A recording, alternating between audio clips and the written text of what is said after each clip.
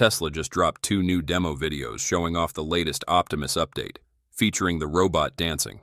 And believe it or not, Tesla's stock jumped at least 3% right after the videos were released. Take a look at how it pulls off a wide range of dance moves, from ballet to shuffle dancing. Pay attention to how smoothly it spins, how confidently it moves its feet. It almost looks too real to believe. And yet, Tesla's lead engineer for the bot confirmed this is all real-time movement and no CGI. A ton of work has gone into Optimus, and they're pushing hard to get it ready for sale as early as next year. That said, not everyone is impressed. While some people are hyped about Optimus's latest performance, others aren't exactly thrilled with what Tesla has shown. So, how did Tesla actually train Optimus to dance like this, and why are some people so unhappy about it? Let's break it all down. Welcome to Tesla Car World. One of our robots did the Trump dance, which I thought was pretty cool. Yeah, our robots can dance, they can walk around, they can interact. I think we're headed to a radically different world. Now, to be fair, this isn't the first time we've seen Optimus bust a move. Let's rewind a bit. The first time Optimus danced was actually way back in 2021, when Elon Musk first introduced the concept of a humanoid robot. And yeah, that moment, it gave everyone a good laugh. Instead of showing a real robot, Elon brought out a person in a robot suit, literally a dancer dressed up as Optimus, to do some moves on stage. It looked kinda goofy, and pretty hilarious, honestly. Of course, it was all just for fun. If we don't count that costumed performance, then the first real dance from Optimus happened in Tesla's Optimus Gen 2 video at the end of 2023. The second time came in October last year, during the Cybercab launch event. That night, at least 43 Optimus bots showed up, and 5 of them put on a synchronized dance that completely stole the show. It was the first time people got to see Optimus dancing live in the real world, and all eyes were on the robots that night. As we all know, Elon Musk loves dancing, even if his dance moves are kind of awkward and over the top. So naturally, when Tesla dropped this latest Optimus performance, the internet was quick to joke. Like father, like son, gotta admit, pretty funny. Now here's the thing, Tesla actually released 2 Optimus videos back to back. In the first one, posted by Elon Musk on May 13th, Optimus showed off some powerful, flexible moves, especially the way it controls its legs with precision. You can see it kicking with ease, and it never looks like it's about to lose balance. If you look closely, though, you'll notice there's a cable attached to Optimus from behind. That led to some speculation online, people wondering if the robot could even stand on its own. But Milan Kovac, Tesla Bot's lead engineer, cleared things up in a post on X. He said, "The cable is there in case of a fall, not actually holding the bot. So yeah, it's not there to support Optimus while it moves, just as a safety backup in case it takes a tumble."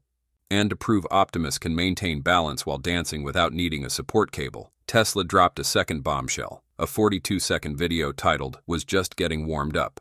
In this demo, Optimus can be seen performing ballet and contemporary dance moves.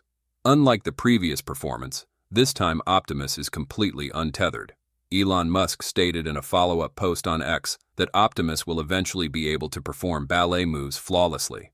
Milan Kovac, Tesla Bot's lead engineer, also shared several important technical details about Optimus's second performance. He once again confirmed that all of the humanoid robot's movements in the video are in real time. That means the robot is not being remotely controlled, as before, nor is the video sped up. Every motion is happening automatically, in real speed, as if a human were performing them. This demonstrates that Tesla has achieved extremely low latency in signal processing and motor control, an essential factor for real-world applications. Kovac also emphasized fully learned in simulation and zero-shot transferred to real. This means the performance was trained entirely in a simulated environment, then transferred directly to the real robot using a zero-shot approach, meaning no additional training was done in the physical world. To put it simply, instead of training the real robot, which is expensive and risky, Tesla used a virtual simulation where Optimus could practice the movements thousands of times, much faster than in real life. This marks a major breakthrough as it shows Tesla has, to some extent, successfully narrowed the gap between simulation and reality, one of the biggest challenges in modern robotics. The fact that a bipedal robot can perform a sequence of complex fluid movements without needing adjustment after leaving the simulation is clear evidence of its real-world application potential at scale. To enable Optimus to switch from ballet to shuffle dancing, the Tesla bot team used a technique called domain randomization. According to what we've learned, this means the engineers randomly change simulation parameters like surface slipperiness, friction, and weight. This helps the robot learn how to adapt to a wide range of real-world conditions, making the simulation training more robust when transferred to the real robot.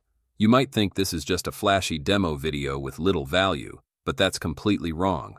These dance improvements are clearly not just for show.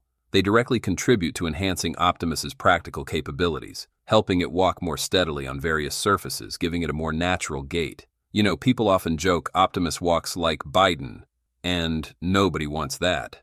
Behind the performance, this is also a demonstration of Optimus's full-body flexibility. At the very least, it can bend, crouch, and rotate its shoulders, essential motions when Optimus is eventually assigned tasks as a homemaker. During the dance development process, Milan Kovac mentioned that the Tesla team identified several hardware components that still needed optimization. This has to do with joint durability, motor strength, and heat buildup during prolonged activity. And that's important, because even for us humans, dancing drains a lot of energy and makes us tired. Optimus doesn't feel fatigue, but it still needs to optimize its energy usage to function efficiently. It shouldn't drain its battery too quickly or overload its power systems. That's really the core purpose behind this demo video. Although the video of Optimus performing ballet and modern dance drew a lot of attention, not everyone was impressed. Some viewers criticized the performance as being more about showmanship than practicality. A number of people expressed disappointment, arguing that a dancing robot is nothing new, not just for Tesla, but for the robotics industry in general. Their point is, no one is going to spend tens of thousands of dollars just to own a machine that can dance. What the market really expects are practical or real-world capabilities. Critics are calling on Tesla to release demo videos showing Optimus doing actual work, like cooking, washing dishes, folding clothes, or assisting the elderly. Those are the kinds of tasks consumers care about and would be willing to pay for. After all, a humanoid robot shouldn't just be a performance piece. It needs to become a reliable labor assistant in real living and working environments. You can imagine like your own personal robot buddy that is a great friend, but also takes care of your house. We'll clean your house, we'll mow the lawn, we'll walk the dog, we'll teach your kids, we'll babysit, and we'll also enable the production of goods and services. From a buyer's perspective, we understand that a dancing robot like Optimus can certainly grab attention at first, but it's hard to ignore the sense of letdown when what's being shown still feels more like a performance than something practical. With a projected price tag in the tens of thousands of dollars, we expect more than just a robot that can perform artistic routines, something the robotics field has already accomplished years ago. What consumers truly care about is how well Tesla Bot can assist with everyday life, from cleaning the house, cooking meals, and caring for the elderly, to helping out in real work environments. If Tesla wants to build trust and drive genuine demand, they need to focus on demonstrating how effective Optimus is in real-life scenarios, the kind of situations where buyers like us would be willing to pay for convenience and practical value. Tesla has already shown glimpses of this in the past. Optimus receiving packages, watering plants, serving drinks, cleaning the kitchen, and retrieving items from a car trunk. That's exactly what customers want to see more of. While many have doubted whether humanoid robots are anything more than moving piles of metal with no real-world use, Optimus is starting to prove otherwise. In under 3 years, Tesla has made remarkable progress in both hardware and software, positioning this robot as one of the strongest contenders for the coming era of AI-powered labor. As we've pointed out many times, Optimus is being designed to handle boring, dangerous, or time-consuming tasks, like folding laundry, cleaning, lifting heavy objects, serving beverages, guarding homes, or even playing with the family. Optimus runs on a 4680 battery, the same type used in the Tesla Cybertruck but optimized for a smaller form factor. With around 3 kilowatt-hours capacity, it can operate continuously for 8 to 10 hours, and notably, it's capable of autonomously locating and docking to a charger without any human input. That's one of the key differences that sets Optimus apart from most other robots on the market today, many of which are still prototypes and far from mass production. Optimus doesn't need to be programmed line by line like traditional robots. Elon Musk has stated that the robot can learn from videos, simply by watching humans do things, and then reasoning its way through to mimic the actions, eventually practicing to optimize its behavior. This is a textbook example of how deep learning is applied in robotics. The idea that you could just show your robot a clip of someone cooking or playing the piano, and it could learn to replicate the task, is no longer science fiction. Tesla is aiming to produce at least 5,000 Optimus units in 2025, with ambitions to scale that up to 50,000 or even 100,000 robots per year in the following years. Musk describes this effort as building a Roman legion of robots, a phrase that may sound a bit intimidating, but in reality, it represents a crucial step toward bringing Optimus into millions of homes and businesses around the world. Half the 10,000 now, but even 5,000 robots, that's the size of a Roman legion, FYI, which is like a little scary thought, like a whole legion of robots. I'd be like, whoa, okay. But I think we'll literally build a legion, at least one legion of robots this year, and then probably 10 legions next year. And I don't know, it's kind of a cool unit, But even with the impressive capabilities of the humanoid robot, CEO Elon Musk made a comment that really made Optimus worth considering. This is still very far from our final form. While Optimus may be one of the most advanced and least Terminator-looking humanoids in the industry, it's still nowhere near what Tesla actually wants to create, by which we mean the version of Optimus we see today is not Tesla's final design. Musk has made it clear on multiple occasions that Optimus will eventually have a new, more distinctive design, one that will allow Tesla to mass-produce Optimus. Musk wrote on X, "The new Optimus design, which will be completed later this year, is something special." Musk also wrote that Optimus is already doing some tasks in the factory, and the scope of its ability is increasing rapidly. The toughest part by far is improving the design of Optimus for ease of manufacturing and tooling up a complex supply chain, so it can be made in significant numbers. It's clear that judging by Elon Musk's timeline, the company hasn't been able to release the new Optimus design, and it hasn't appeared yet. Earlier this month, Tesla posted images of the Optimus assembly line, and we saw that there were a number of small differences in the Optimus design, with the shoulder and arm designs looking different from the current familiar design. While Optimus is impressive at the moment, Elon Musk's confirmation suggests that it's still far from its planned final form. This is quite surprising, as the humanoid robot was initially produced at the Fremont factory. Even in its current state, Optimus appears to be ready for production. Elon Musk even noted that the Optimus robot just walks around Tesla's factories today, charging itself when needed. It's possible that the challenge lies in making the new design look more futuristic without adding to the cost. Tech products never have a shape final really is until they become obsolete and are discarded. The final iteration of a product is its final form, and it's also the point at which millions of Optimus are produced each year. However, like any new technology, Optimus won't be perfect from the start. Elon Musk openly admits that the robot can have flaws, like misinterpreting commands or having trouble climbing stairs.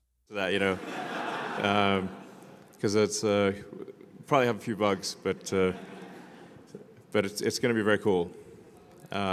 You'll want to invite your friends over and say, check this out.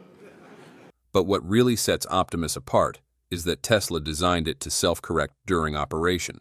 For example, if the robot drops an object, it can independently pick it back up and reorganize without any human assistance.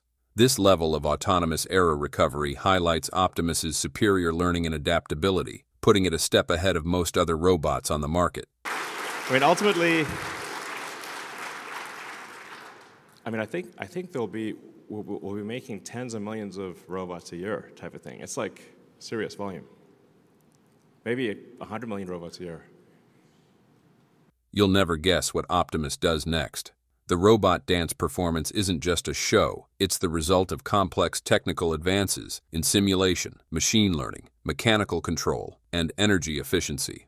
All of these breakthroughs are helping Tesla lead the way in practical AI applications, not just in cars, but in everyday life and industry as well. With that in mind, it's natural to wonder what Optimus's final form will actually look like. While the current humanoid robot is already quite sleek, Tesla is likely still developing Optimus until its appearance can match the static model the company revealed back in 2021. That Optimus design features human-like proportions and joints, making it look more like a sci-fi android than a humanoid robot with exposed mechanical parts. I'm hopefully ready for Optimus to be used outside of Tesla-controlled environment, or maybe around the middle of next year, second half of next year sometime. So that's, I think, yeah, it sounds about right. Probably second half of next year is when they'll be available. And then we will offer Optimus robots first to Tesla employees. Tesla's plan to commercialize the Optimus humanoid robot is about to enter a critical phase, aiming to move the product out of controlled internal environments and into the real world by the second half of 2026. According to Elon Musk, Optimus will first be deployed to Tesla employees before a wider rollout to external customers. This strategic step is designed to gather real-world data, manage risks, and refine the product in a semi-commercial setting where users are tech-savvy and ready to provide detailed feedback. This approach is similar to how Tesla tested its full self-driving software through a beta program restricted to qualified internal users. Bringing a humanoid robot into real-world settings requires major breakthroughs in control software, perception, situational awareness, and safety. Musk's announcement of a specific but flexible timeline indicates Tesla's confidence in the significant progress they've made in both hardware and artificial intelligence. If successful, Optimus won't just be a breakthrough tech product. It could redefine the labor market, especially in sectors like manufacturing, logistics services, personal care, and many household applications. Tesla is pursuing a commercialization model similar to what it did with electric vehicles, deeply integrating AI technology, breakthrough hardware, and large-scale data networks to build a competitive edge. Optimus isn't just a robot, it has the potential to become the iPhone of the humanoid robot industry. Musk once said, "Every one of the 8 billion people on Earth will want to have an Optimus companion."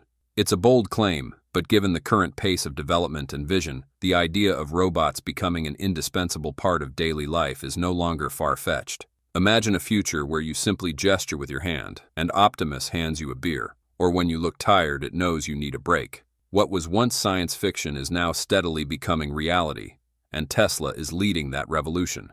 Above all, Optimus is more than just a tech product. It symbolizes a major leap forward for AI in the physical world. With its flexible learning ability, durable operation, affordable cost, and potential for mass production, Optimus could truly become a companion in homes, factories, restaurants, and offices alike. And if Elon Musk stays on track, by the end of 2026, tens of thousands of Tesla humanoid robots will be out in the real world, no longer just something you see in sci-fi movies. What are your expectations for Tesla's Optimus robot? How do you feel about robots that can dance? The Tesla Model 2 is set to launch next month, and it's kinda crazy that its battery pack has already been revealed. We're not even talking about the design or features yet because Tesla will definitely keep those tightly under wraps until the official launch. But for those waiting on range info, we've got good news. It's still expected to hit 300 miles. But that's not even the biggest surprise. What's really interesting is that the Model 2's battery pack is going to be pretty small and will only cost around $2,500. That explains why Tesla is able to bring this car out earlier than expected. They've finally managed to get an ultra-low-cost battery into the Model 2. It's still basically a stripped-down Model Y, and it'll be built on the same production line, as part of Tesla's effort to bring the price down below $30,000.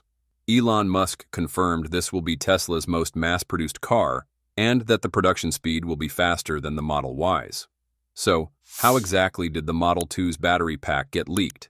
And is this possibly the best compact EV in its price range? Ever since Elon Musk hinted at an affordable Tesla 2 years ago, the specs and design of this car have been a huge topic of discussion. Everyone's been excited about a small, city-range Tesla at a super attractive price.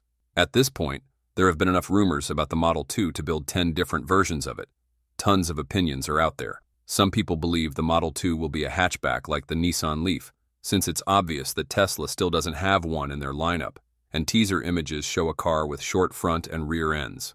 Meanwhile, crossover fans are sure the new model will be a trimmed-down Model Y.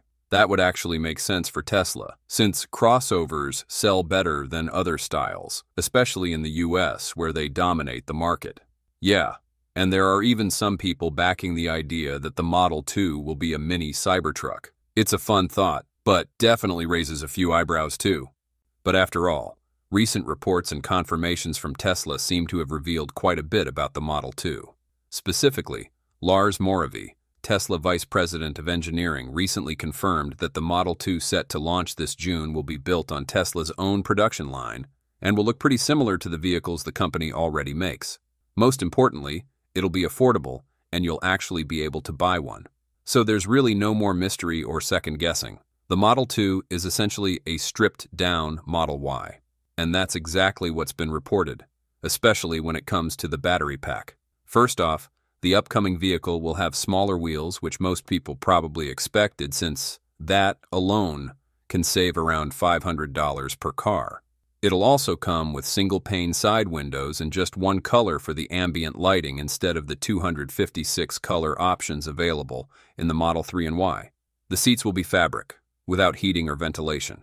This isn't the first time we've seen this. Tesla did something similar with a more affordable version of the Model 3 in Mexico, and those fabric seats alone can cut about $500 from the cost.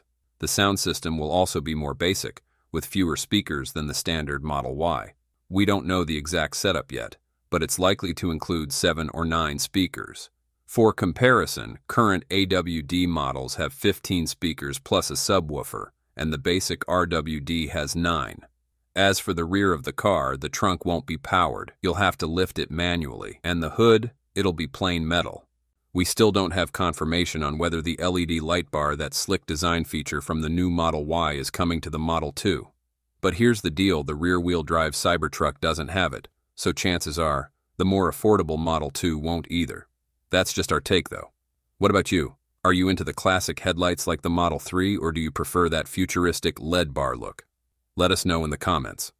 Alright, now let's get into the big one, the battery. Nope, it's not 65 or 75 kilowatt hours. According to multiple reports and confirmed by Tesla Newswire, the Model 2 is getting a pretty compact battery, somewhere in the 50 to 55 kilowatt hour range. And just like we guessed, Tesla's using one of the cheapest battery types out there right now. Yeah, LFP battery. These lithium iron phosphate packs are insanely cost-effective. In fact, the entire pack for the Model 2 is expected to cost Tesla just around $2,500, about 10% of the car's total price. Battery prices have dropped hard in the past few years, mainly because the prices of key materials like lithium, cobalt, and nickel have crashed. Just to give you an idea, cobalt went from about $70,000 per ton in 2022 down to $30,000 by 2024. Same story with lithium carbonate. It dropped from around $70,000 to under $15,000 per ton in that same time frame. Based on our research, LFP batteries were going for $110 to $124 per kilowatt hour back in early 2023. But by 2024, that number dropped to around $60. And now, in early 2025, it's down to just $50 per kilowatt hour. So yeah, a 50 kilowatt hour LFP battery pack costs Tesla about $2,500 to make. CATL will be supplying these packs, and they'll be coming straight out of Giga Shanghai. Next up is the 300-mile range we've been talking about. The 50 kilowatt-hour battery pack alone is good for about 250 miles, but the lighter weight and minimalist design actually make it more aerodynamic, which could add at least 40 more miles to the range. Elon Musk has said in the past that Tesla vehicles with a range of 300 miles or more are more than enough for most daily activities. It's rare for people to need to drive 300 miles in one go without stopping. In addition to the minimalist design, interior, and battery pack, it looks like the Model 2 will only have one motor. Tesla announced 2 years ago that they were working on a $1,000 motor for affordable vehicles. While Elon Musk didn't give many details about this motor, if Tesla is still working on it, there's no better fit for the Model 2. In last month's earnings call, Tesla finally confirmed they're researching a motor with ferrite magnets instead of the more expensive rare earth magnets. This could be the same project, The Model 2 will likely have a lower power output compared to the motors in the Model Y and Model 3. We don't know the cost of the motor in the Model Y, but I'd guess it's around $2,000 based on some info I've seen online. So with this new motor, the Model 2 could save about $1,000. If Tesla can roll out this affordable car this year, it could have a major positive impact, especially with the company's Q1 revenue dropping by 70% due to multiple factors. Many people believe the Model 2 could be Tesla's savior. However, contrary to initial expectations that it would be produced at Giga Texas, the Model 2 will definitely launch in China and Europe before it hits the US. The main reason for this is that the Model 2 will be produced at Giga Shanghai, which already has the production line for the Model Y running at an incredible speed. Lar Maravi confirmed in the Q1 earnings call that Giga Shanghai can produce a Model Y in just 33 seconds, and we believe the Model 2 could be made in only 20 seconds, given it has far fewer parts than the Model Y. Since most of Tesla's LFP batteries come from China and cattle, the current tariff situation makes it easier for the company to launch the Model 2 from Giga Shanghai rather than trying to squeeze it into Giga Texas, which is already overwhelmed with Cybercab production. Launching the Model 2 sooner in China and Europe makes perfect sense as a strategy to protect and expand market share. These regions are experiencing strong growth in the electric vehicle market, especially in the affordable segment where Tesla has fallen behind competitors. Besides the production factor, the Chinese market has its own unique consumer preferences. Buyers favor compact, flexible, and affordable vehicles, which fits the Model 2's design goals perfectly. Despite the large number of eager customers waiting for it, we believe there will be plenty of people who feel disappointed and struggle to accept what Tesla is doing with this new model. The exterior design, while fresh and somewhat interesting, clearly doesn't reach the level of sophistication and premium feel of the current Model 3 or Model Y. The quirky wheels and tires might grab attention, but they also take away from the familiar luxury of the brand. Another truth is that this will be the lowest performing Tesla ever sold. The 0 to 60 mph time is expected to take around 7 seconds, similar to a Camry or Accord, and the top speed is likely limited to 112 mph, thanks to Tesla opting for lower speed rated tires to reduce costs. While the range of around 280 miles is decent, it's not enough to convince those willing to spend more for the 330-mile range found in higher-end models. The interior is also a downside, with a cheap feel and poor noise insulation. For customers who care about the in-car experience, they can just spend an extra $7,000 and get a Model 3 or Model Y, which offer far better quality. Of course, it's all about trade-offs. If you want a car under $30,000, you shouldn't expect much more. At least we're lucky Tesla hasn't abandoned this car altogether, especially since Elon Musk once said that a car without an autonomous launch feature would be pretty pointless and go against the company's product strategy. We also want to share some exciting updates about Neuralink. The brain chip implantation technology founded by Elon Musk continues to make breakthroughs with the success of its first 2 patients. The company has now reached another milestone, as a patient who could neither speak nor move has gained the ability to communicate entirely through thought. This is Brad Smith, the 3rd patient to receive Neuralink's brain implant. Unlike the first 2 patients who were paralyzed, Brad's case is unique because he's the first patient who couldn't speak. Previously, Brad relied on an infrared eye tracking system to communicate, but it was extremely limited. The system didn't work well in bright light and couldn't detect blinking behaviors. His life depended entirely on this fragile device to express even the most basic thoughts. However, since receiving the Neuralink implant, Brad's life has dramatically changed. With Neuralink's telepathy chip, Brad can control a computer cursor just by thinking about hand movements.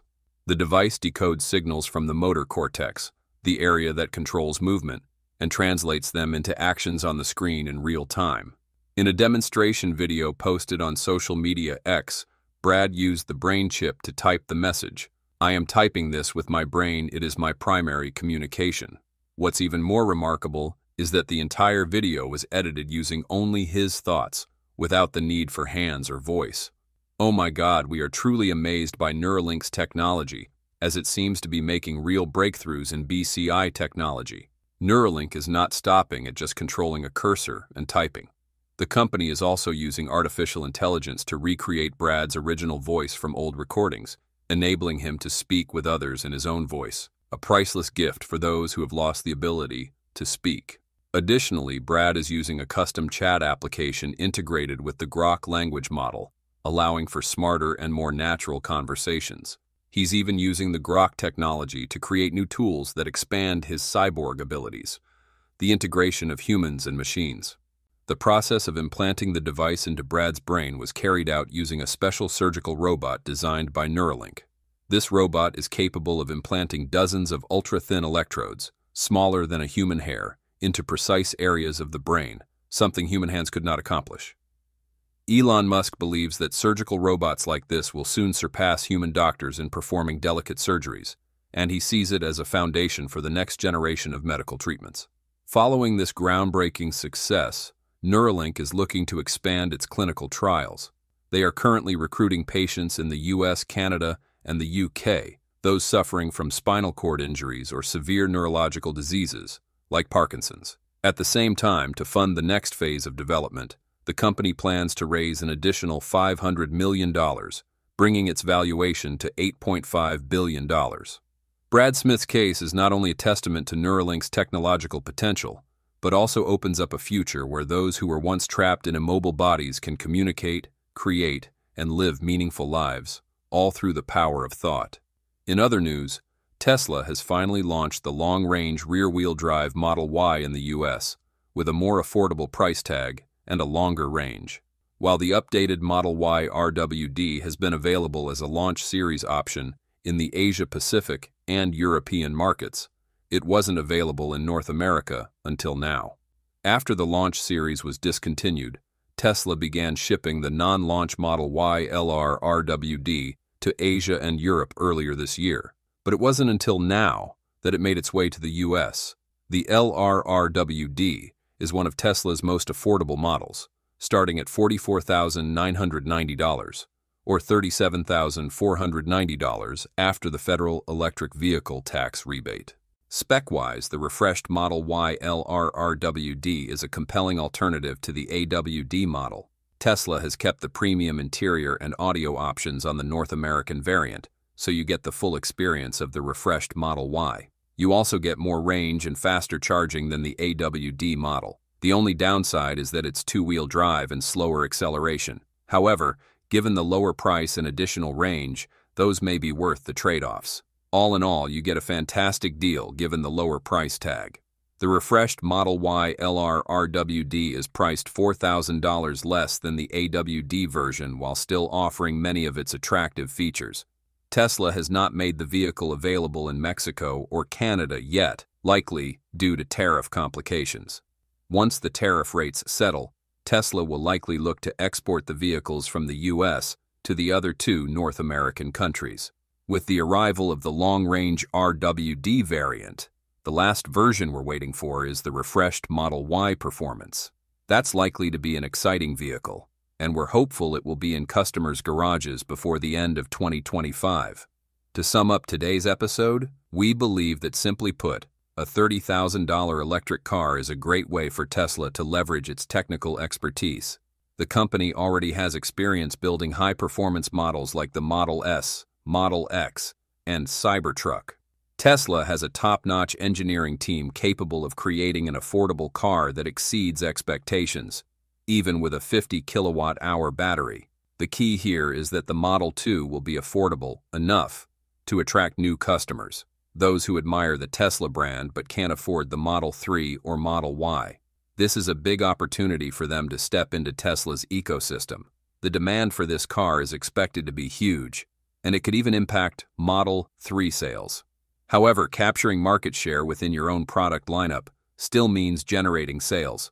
By integrating Model 2 production alongside the Model 3 and Model Y production lines, Tesla can accelerate manufacturing and significantly reduce costs.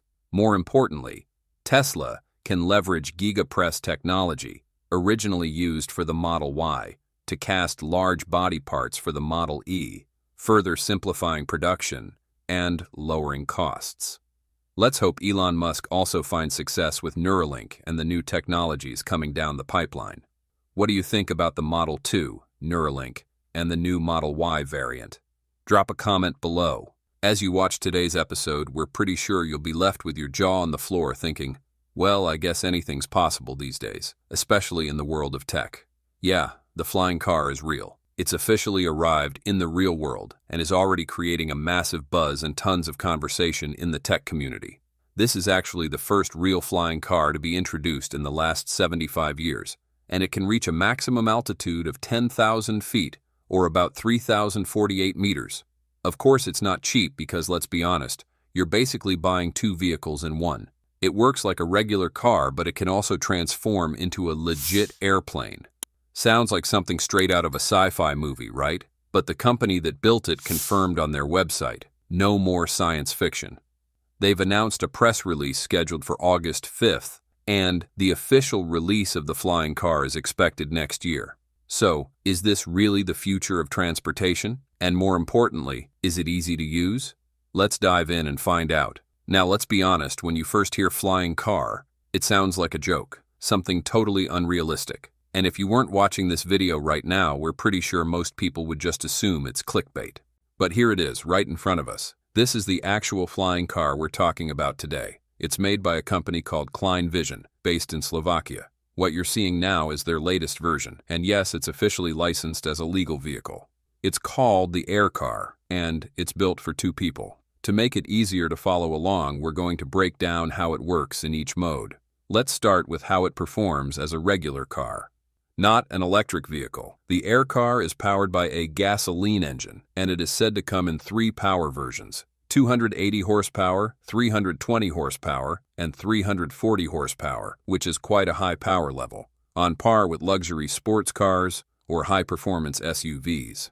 The manufacturer claims the engine meets future emission standards, which suggests they are using cleaner combustion technology, possibly twin turbochargers, variable valve timing, or mild hybrids. In car mode, the Air Car is about 6.6 feet wide, 19 feet long, and 5.9 feet tall, which is about the size of a Rolls-Royce Phantom, except the Air Car is a bit taller. It's not hard to see that it has a pretty slick design, advanced aerodynamics combined with a composite structure. The front end of the car is reminiscent of modern sports cars, but what surprised us is that it weighs only 1,763 pounds, which is even harder to believe considering its size is similar to the Rolls-Royce Phantom, which weighs 7,000 pounds. We simply think that the flying car will optimize the weight. Partly due to materials and eliminating more parts than a regular car, it is lighter due to the use of a monocoque frame instead of welded tubes. However, if the final weight is only 1,763 pounds, this is really impressive to the point of being unbelievable. Obviously, there is no car in the world with such a size, but only weighs 1,700 pounds, right? If you have any knowledge or can explain exactly why they can reduce the weight of the flying car so well, please leave a comment below. Further observation reveals a smooth, rounded body, similar to a super sports car, a necessary design to reduce air resistance when running on the road. The large front windshield provides a wide view, especially useful in urban traffic conditions. The lines along the body and roof are aerodynamic, optimized for both driving and flying modes. The Air Car is one of the few flying cars that goes with a four-wheel configuration instead of the more common three-wheel setup, and that choice says a lot about the company's bold and forward-thinking vision. By going with four wheels, the manufacturer willingly takes on higher costs and stricter regulations that apply to traditional cars, rather than taking advantage of the looser motorcycle-like rules that benefit most three-wheel designs. But in return, the Air Car delivers a much more familiar driving experience, like a real car, offering better stability across different road conditions and, more importantly, laying the groundwork for full-scale mass production in the near future. That's something most three-wheel flying cars would struggle to achieve at any meaningful scale. With its low-slung sports car-style stance, we'd say the Air Car is definitely better suited for smooth, paved roads, probably not ideal for rough terrain or off-road conditions. Its large footprint also means it might not be the easiest thing to maneuver in tight parking lots or sharp corners. Even though it's a flying car, it still comes with all the regular pedals and driving controls. The wings are cleverly tucked into a dedicated compartment within the body, and the rear surfaces fold up neatly when it's driving on the road. The company says its safe top speed on the ground is 124 miles per hour, and with 3 fuel tanks holding a total of 35.2 gallons, or about 160 liters, it can travel up to 497 miles on a full tank. So yeah, everything about its ground mode feels solid and practical, like a real car. But now, let's flip the switch and talk about what happens when it takes to the skies. According to the company, the air car can go from car mode to flight mode in less than 2 minutes, which is pretty incredible considering everything has to be started up very quickly, and all the systems are fixed because the 2 modes have little to do with each other. You just drive right up to the runway, push one button, and it'll transform into a craft. The steering wheel acts as a yoke. In flight mode, the 26.9 feet or 8.2 meter wingspan is extended, and the tail is extending backward for optimal positioning in a process that takes about 80 seconds. And the aircar's engine is disconnected from driving the wheels and instead hooked up to the pusher prop in behind the cabin. One quick walk around the car for a pre-flight check, and you're ready to hop in and take off. Aircar co-founder Anton Zajac says the car has a stable cruising speed of 135 knots or 155 miles per hour and can travel 620 miles in flight mode with an impressive maximum altitude of 10,000 feet. While it doesn't convert as quickly as popping the top on a convertible, the aircar still proves to be incredibly convenient. The cockpit doesn't have a pressurization system, so cruising altitude is limited to 10,000 feet. One of the biggest changes in the commercial version is the engine. The prototype used a 1.6-liter BMW engine, but the production model will feature a power plant from a South African supplier. That's what delivers the horsepower figures we mentioned earlier. And those numbers are pretty impressive. This is a true cross-country travel machine. It can cut down long-distance trips or make short island-hopping flights anywhere there's a runway or even just a patch of grass. You can fill it up at a regular gas station and park it in a standard parking spot. No hangar rental required. The aircar already has flight certification and has logged over 170 hours in the air, with more than 500 takeoffs and landings under its belt. If you have a driver's license, you can drive our roadable flying car, says Zajac. He also said that if you have a PPL, private pilot's license, the aircar has been designed in such a way that you don't have to learn anything new. The legal and testing and licensing process has been in place for dozens of years. When it comes to pricing, Anton Zajac explained that the aircar is more like a plane than a car, so its cost falls within the typical range for a 4-seat aircraft, anywhere from $800,000 to $1.2 million, depending on the engine and how luxurious the interior is. That price tag might feel steep for most people, considering it's about the same as a fully loaded Lamborghini Revuelto. The company expects to begin deliveries in the first quarter of 2026. So far, the design team says more versions of the aircar will follow after the initial production run. The manufacturer noted that the current 2-seat cabin can easily be reconfigured into a 3-seater without changing the vehicle's exterior dimensions. In this layout, the pilot sits in the center, while 2 passengers sit slightly farther back and to the sides, kind of like McLaren's Speedtail supercar. According to Zajac, a 4-seat version of the flying car is also in development. But the most exciting news? Anton Zajac hinted at a future tri-mode vehicle that can take off, land, and travel across water, essentially an amphibious flying car. Of course, this would require some level of waterproofing, but the wheels wouldn't need to retract like on a seaplane, since Klein isn't aiming for high-speed boat performance. Still, the ability to operate on water could unlock an entirely new set of destinations and make the aircar an even more versatile travel solution. Beside Klein Vision, Leo Flight Corporation, an aviation tech company based in Indiana, USA, has introduced its own take on the flying car concept. Unlike traditional approaches, Leo is developing what it calls an electric supercar of the skies, blending futuristic design, jet electric propulsion, and a bold vision for urban mobility. The company unveiled the Leo Coupe flying car. In terms of design, the Leo Coupe looks like something pulled straight from the near future. Measuring just 10 feet wide and 20 feet long, it's compact enough to fit in a modern home garage, or even on the rooftop of a high-rise building. Inside, the cockpit feels more like a spaceship than a car, featuring panoramic wraparound windows, a glass floor for viewing the world below, sporty seats, and a sleek digital control panel. It's a vehicle that's not just about getting from point A to point B.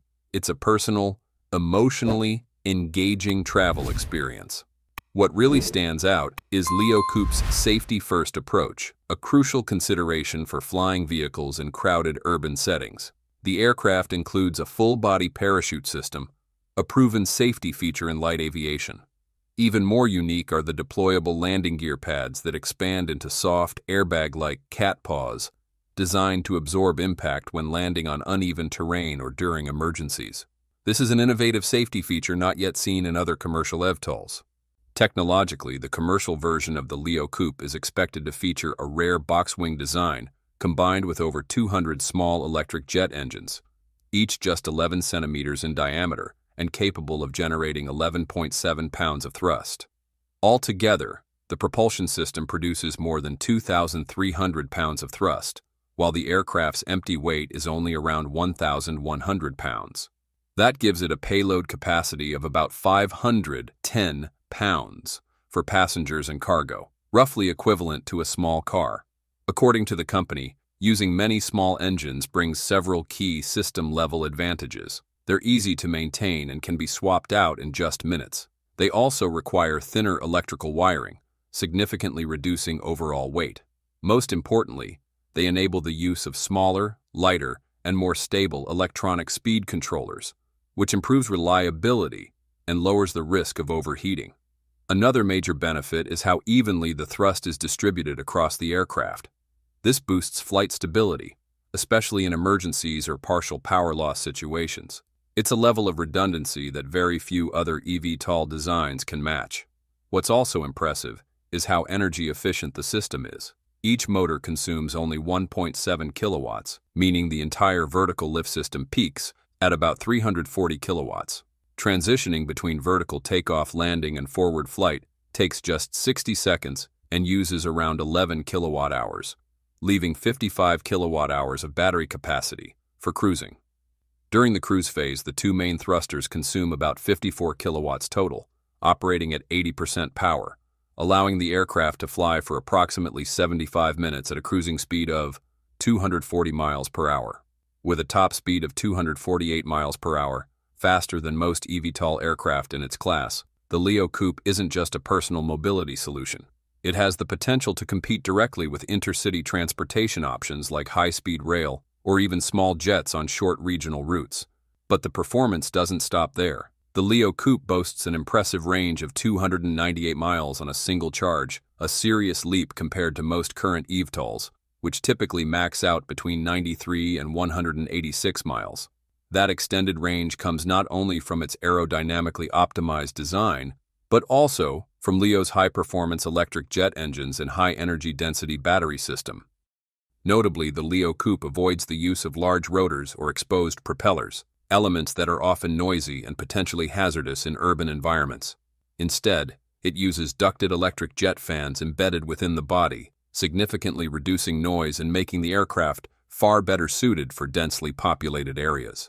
Leo Flight isn't stopping with just the coupe. The company is also developing a single-seat version called the Leo Solo, designed to comply with FAA Part 103, which means users could fly it without needing a formal pilot's license. It's a smart move aimed at making eVTOLs more accessible and paving the way for widespread personal air travel. At the same time, the company is rolling out its Vertistop ecosystem, compact charging and landing pads, to support a flexible and efficient urban air mobility network. The initial price was expected to be under $290,000, but due to COVID-era supply chain disruptions, it has since climbed to $459,900.